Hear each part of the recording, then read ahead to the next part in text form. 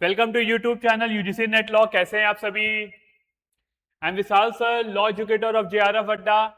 आई make complex legal topic. जो भी legal topic आप सभी को टफ लगते हैं वो आप सभी के लिए मैं हमेशा ट्राई करता हूं कि I can make the easy.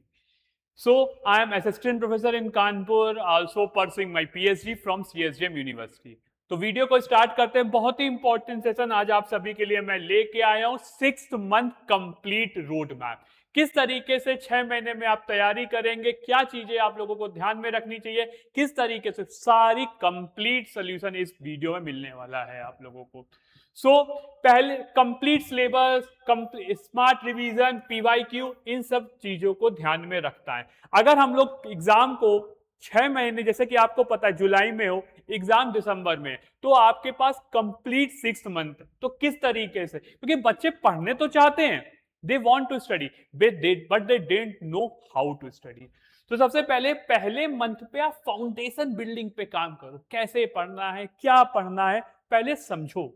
उसके बाद अगले में कोर लर्निंग पे काम करेंगे हम लोग।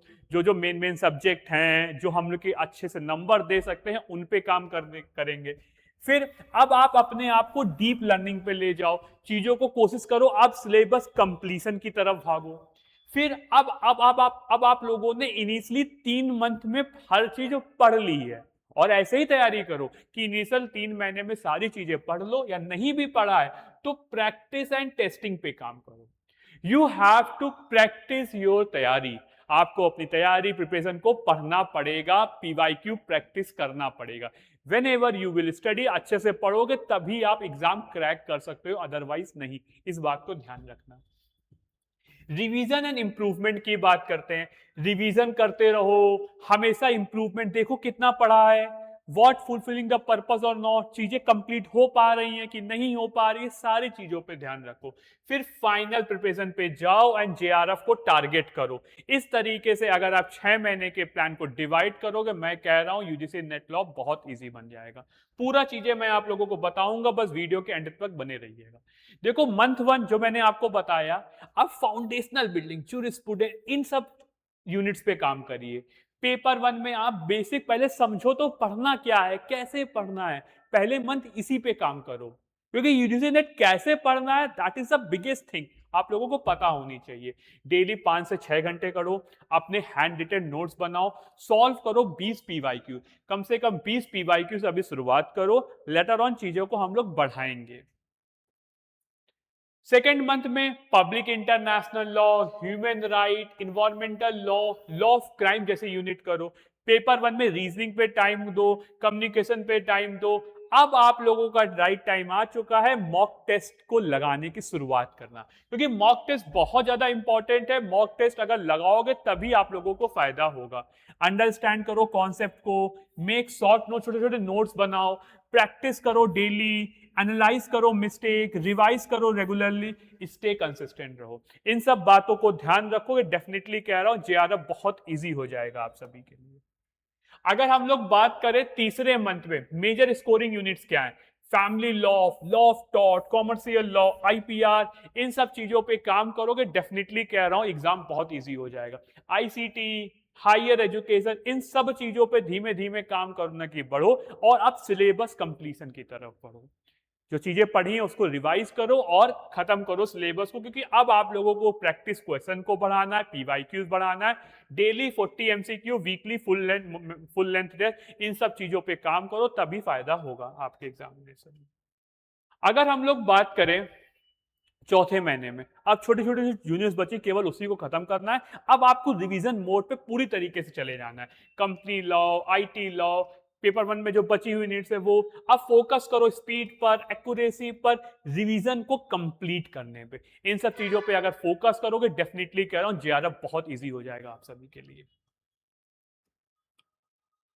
अब आप लोगों को देखो 5वें महीने पे आ चुके हो। अब आप लोगों को कोई भी नया टॉपिक नहीं पढ़ा है, जो पढ़ा है केवल उसी पर फोकस करना है।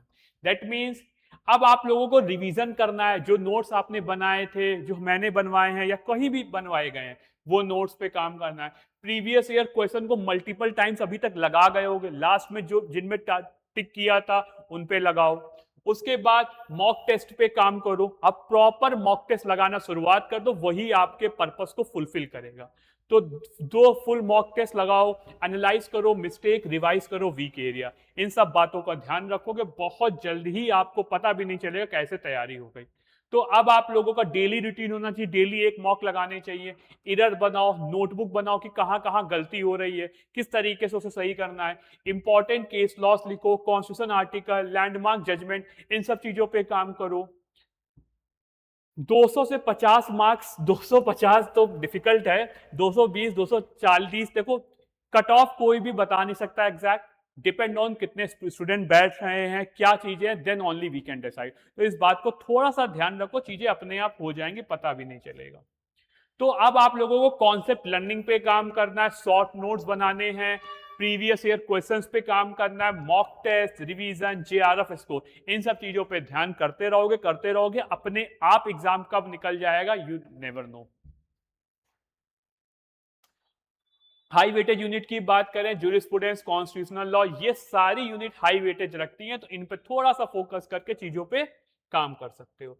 और अगर आप चाहते हो हमारे बैच में एनरोल्ड होना, तो हो सकते हो, हम लोगों के पास स्मार्ट स्टडी प्लानर है, टॉपिक वीडियोस हैं, डाउट क्लासेस है, कंप्लीट नोट्स वीडियो के फॉर्म में, सारी टॉपिक वीडियोस जो पढ़ाते हैं, डाउट सारे लाइव सेशन आप सभी के लिए होते हैं। इग्निशन बैच है जिसमें 10 साल के पीवाईक्यूज हम लोग देते हैं, mock test analysis, weekly progress tracker आप लोगों के लिए।